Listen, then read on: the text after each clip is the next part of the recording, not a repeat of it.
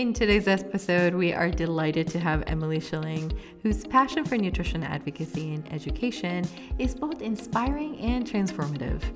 Join us as we explore her journey, innovative approaches to diabetes education, and unwavering commitment to equitable well-being.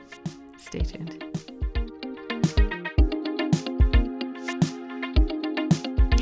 Emily Schilling is a registered dietitian and certified diabetes care and education specialist who has supported people living with diabetes across the lifespan. As a person living with type 1 diabetes, Emily draws on personal experiences to help others navigate real-life challenges to live healthier, more empowered lives with diabetes. Welcome, Emily. Thank you for having me. Such a pleasure having you on. As someone who has type 1 diabetes, been living with that, what really inspires you to pursue a career in nutrition? And can you tell us a little bit about your own journey? Yeah. So when I was 17, I was diagnosed with type 1 diabetes. And really the events around the diagnosis are what inspired me to go into nutrition. So type 1 diabetes is an autoimmune disease, and it's characterized by the body no longer making insulin. And I grew up in a very small town. We didn't have any diabetes specialists in the area.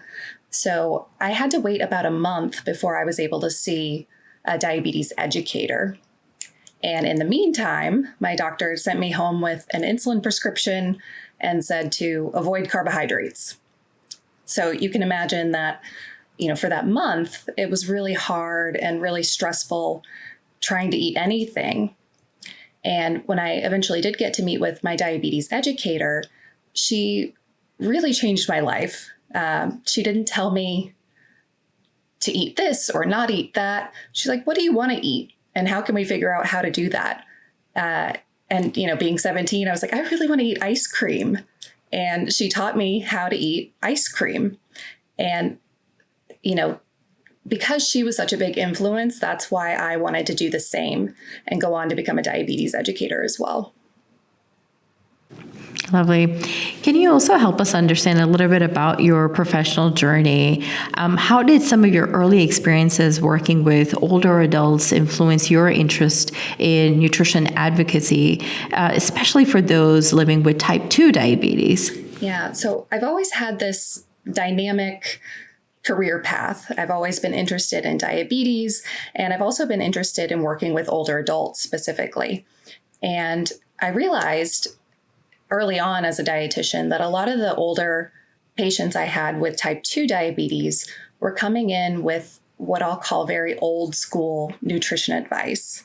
They were diagnosed 20, 30 years ago, and at that point they were told to go on a diabetic diet. And I just want to say that there is no such thing as a diabetic diet and that a lot of foods can be included. So that was really kind of the journey that I wanted to embark on with advocacy, is debunking these myths. And to that end, how do you tailor your diabetes education and from old school diabetes care, how do you really tailor your diabetes education strategies to really address the specific challenges and needs of individuals with type 2? So the first time I meet with a new patient, I do a really thorough interview.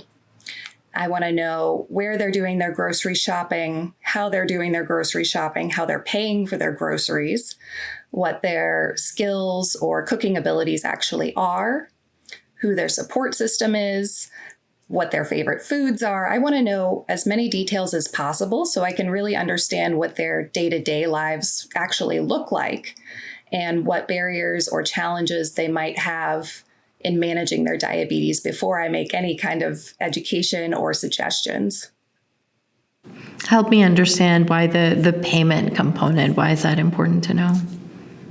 You want to know that people have access to foods, they have access to healthy foods, and most older adults are living on fixed incomes. So they only have a certain amount of money to spend every month on food, or they might be balancing that very small budget between paying for food or medication or transportation costs. So really setting up to understand that someone has adequate food access is really the first thing before going into any type of nutrition education. And I'll give you an example of that. If someone is doing most of their grocery shopping at a CVS, because that's the only food store in their area that they're able to get to, that's really going to change the type of advice or education that I provide compared to someone who has access to a regular grocery store. How do you ensure that the information you share really empowers individuals to make informed decisions about their nutrition? Again, just considering this dynamic nature of diabetes care. I like to encourage self-directed learning. I think that this can be really empowering because if I meet with a client, let's say for 45 minutes, twice a year, there's no way we can cover every single type of food or every type of scenario that they could be presented with. So I like to encourage people to do their own learning and kind of run their own experiments, if you will. So let's say someone eats 2 pieces of toast every day for breakfast. What does your blood sugar look like when you're eating those 2 pieces of toast? What happens to your blood sugar if you have 1 piece of toast? What happens if you have a piece of toast and some eggs? And really getting people to dive into that mindset of problem solving, of trial and error, to figure out what works best for their bodies. And I'm also hearing a lot of data-informed decision making. Don't only take my word for it. You look at this experiment that you can run, right? Exactly. To see the impact on blood sugar levels. I love that approach. Are there, when you're talking about even blood sugar levels, are there specific advancements in technologies that exist today that you really believe hold particular promise for individuals living with type 2 diabetes? And then how do these innovations align with advocacy efforts? I am a huge fan of continuous glucose monitors. So this is a device that is attached to you and it gives you real-time readings of your blood sugars. So any given point of the day, you can look and see where your blood sugar level is. And a lot of the research on continuous glucose monitors and people with type 1 diabetes, type 2 diabetes, all across the lifespan, it shows that this helps people to make behavior changes with their eating habits. It shows that this helps people to reduce their glucose levels into their desired range. And continuous glucose monitors are also really helpful for caregivers, especially when we're thinking about those older adults who might not be managing their diabetes entirely on their own, or if they have caregiver support, it makes it easier for those caregivers as well. So I think that continuous glucose monitors are something we're going to be seeing a lot more of in the future. And just this year, Medicare expanded its eligibility criteria to anyone who is treated with insulin would qualify to get a continuous glucose monitor. And I think right now that is part of my advocacy, is just letting people know, hey, you're on insulin, talk to your doctor, you could qualify to get this, and it could be a really big game changer for your diabetes management. And really the key word there being the continuous part of the continuous glucose monitoring, right? Really being able to get a lot more data points about your health all throughout the day rather than having to prick your finger several times a day sometimes and only getting that data point for that period in time versus, again, the picture for the entire day. Exactly. Okay, that is helpful. I want to shift gears and talk a little bit about cooking. Yes. How does therapeutic cooking specifically benefit individuals with type 2 diabetes? And are there any favorite recipes? I'm sure as a dietitian you get that question a lot, but are there any favorite recipes or cooking techniques that you find particularly helpful? Yeah, so therapeutic cooking is something that I do through my work. And it's usually a small group, maybe 8 to 10 people. And the point of therapeutic cooking is to bring people together to prepare and enjoy a meal together. And even though I'm a dietitian who's leading this group, it's not heavily nutrition focused. I find that those nutrition conversations come up naturally as you're going through the cooking process. And sometimes people learn better by actually doing things than just by what you're telling them. So the therapeutic cooking is really modeling very small changes. You're using familiar foods or foods that are familiar to the group that you're working with and making very small tweaks. So for example, we made empanadas, but we baked them instead of frying them. We made lasagna, but we added chopped spinach to it. We make pizzas, but then we make a really nice salad or vegetable side dish to go with it. So then you can also model portion sizes as you're dishing up the food and passing it around the table. And this has been a really positive experience and just getting people to try something new. So community engagement is a key aspect of your work. How do these foster a sense of community, especially again for those living with type 2 diabetes? So I think finding a diabetes community is really important all across the lifespan, because diabetes can feel like a really isolating disease. If you are at a work party and there's all this food there and a coworker knows that you have diabetes and they say, oh, you can't eat that, or you're not supposed to have that. And I think it creates a lot of shame around diabetes, which is destructive to the empowerment of managing your diabetes. So finding a community of people who are dealing with the same things that you're dealing with can really be motivating and help to keep you accountable. Communities also are a great source of knowledge and information sharing. Like, hey, my doctor recommended I try this specific medication. Oh, I've never heard about that. Let me talk to my doctor about it. Or I made this recipe using this ingredient and I really liked it. So I think finding people who also have diabetes and connecting with them is a really great way to share knowledge and stay accountable. I think also just getting that local help, right? Like kind of like you're talking about, like this doctor, and I think sharing of those resources is so important to be able to say the other side of this, which is this is not only my experience, this is others' experience as well. My experience is not unique; it is that of others as well. And this becomes so important through a disease where not everyone around you really understands it entirely, right? Exactly. There's certain biases that may be there or stereotypes around diabetes and blood sugar and all of that. How do you help people sort of foster that community and draw strengths from it? So one thing that I started a few years ago, really just in wanting to connect more with the type 1 diabetes community and work on debunking some of these myths, was I created a professional Instagram account. And through that account, I'm sharing my experience with diabetes, but also sharing nutrition tips or medication information. And it's really amazing to see the community that comes together in those spaces. Just, the people that are following or commenting and talking to each other through this platform.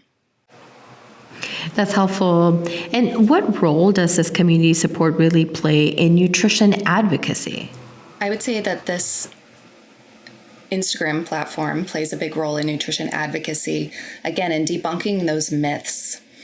What are things to not say to someone with diabetes? What are ways to support someone with diabetes that are beyond the typical public knowledge? That's kind of that old school nutrition, right? Like you can't eat this or you can't eat that. But really saying, no, people with diabetes can eat whatever they want. And usually it comes down to just tweaking small details to help your blood sugars stay in range. Can you share a specific challenge you face in advocating for better nutrition for individuals with type 2 diabetes and how you overcame it? I would say that one of the biggest challenges is this outdated nutrition advice. I meet with patients all the time who come in and say, oh, my doctor told me I couldn't eat rice or I can't eat mangoes. And the woman with the mangoes in particular, this was one of her favorite foods. And now she felt really deprived. At the same time, mangoes are really nutritious and delicious. And so it was kind of reworking with her to figure out how she could reincorporate that food that she loved so much into her eating habits and still manage her diabetes. So I think that has been a really big challenge. And a similar story, I was working with a woman who had type 2 diabetes. She was on insulin. She had a continuous glucose monitor, and she really loves sweets and desserts. And so I said, okay, let's use this experiment model and, go home, try out some different types of cookies, see how they impact your blood sugar. And the next time we met, she was so excited that she had figured out the specific type of cookie that she really liked, and she could eat, exactly 2 of them and keep her blood sugar in range. So I think that is a really big win when you can help people to enjoy their food and to do it in a way that still manages their blood sugars. And I love the emphasis that you have there, which is around there isn't anything around like depriving yourself. You don't need to deprive yourself. Can you speak a little bit to that? Because time and again, we see people saying it's a very and I think the thought process around it, which is again, going back to the old school diabetes management, but which is more all or nothing. Right. Either I am completely, either I'm all in or I'm all out. And can you speak to some of those sort of binary approaches to diabetes management? Exactly. I think that one education practice that I like to use is, rather than subtraction, think of addition. So if you want to have a bowl of cereal for breakfast, but you've learned that bowl of cereal will spike your blood sugar, instead of saying, I can never eat this bowl of cereal, think about what can you add to that cereal that would help your blood sugars. So an example of this is, eating a spoonful of peanut butter before you eat the cereal.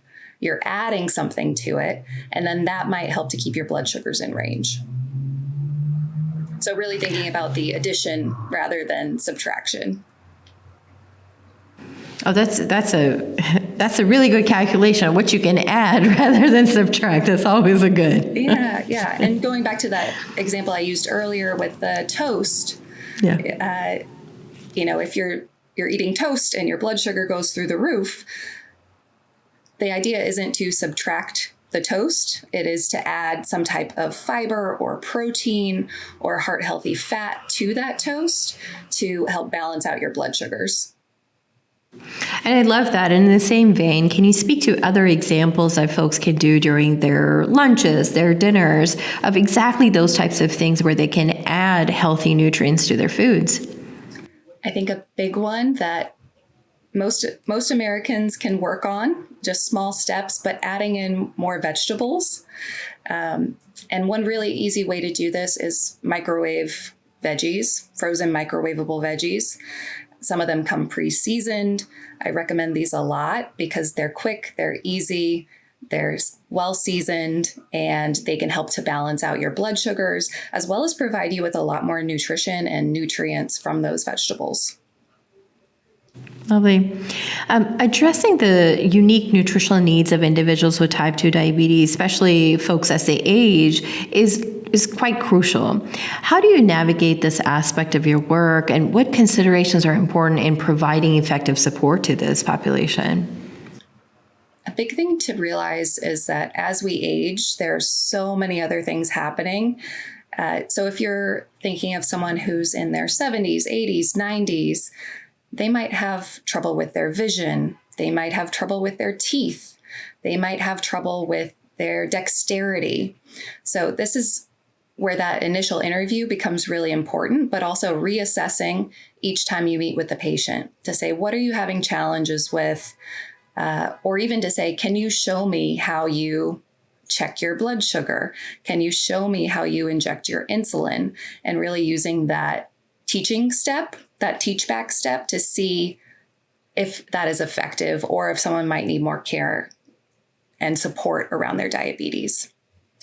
The other big part of this is, as we get older, and especially, the 80s, the 90s, if folks have other health conditions or if they have cognitive impairment in some form, at that point, it really becomes a shift from a focus on health and wellness to a focus on quality of life.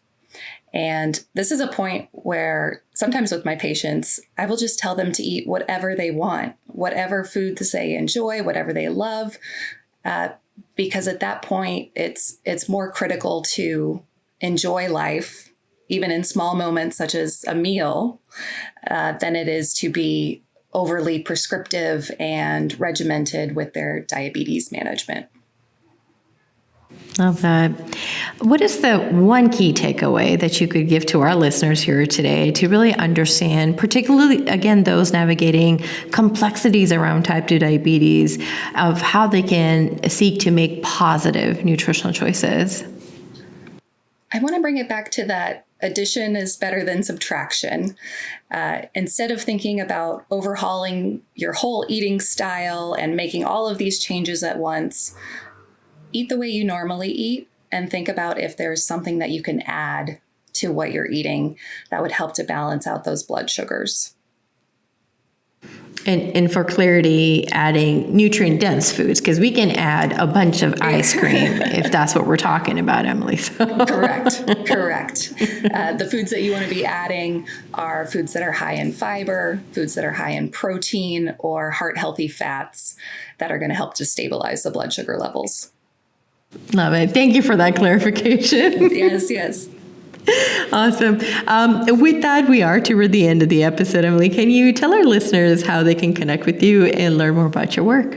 Yes, you can find me on LinkedIn, Emily Schilling. You can also find me on my Instagram page, which is Diabetes Glow Up. Great. And what we'll do is in the show notes, we'll link up everything so folks have easy, they can click and be able to follow your social pages. With that, Emily, thank you so very much for your time. It's such a pleasure talking to you.